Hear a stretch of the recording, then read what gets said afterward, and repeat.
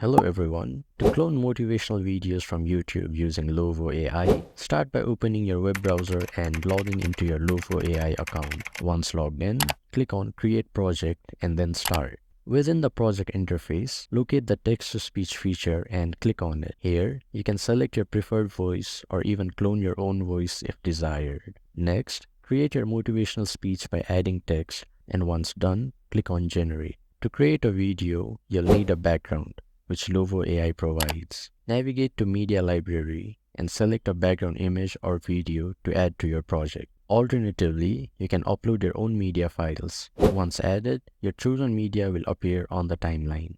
You can also add subtitles to your video by clicking on Auto Subtitles. This process may take some time.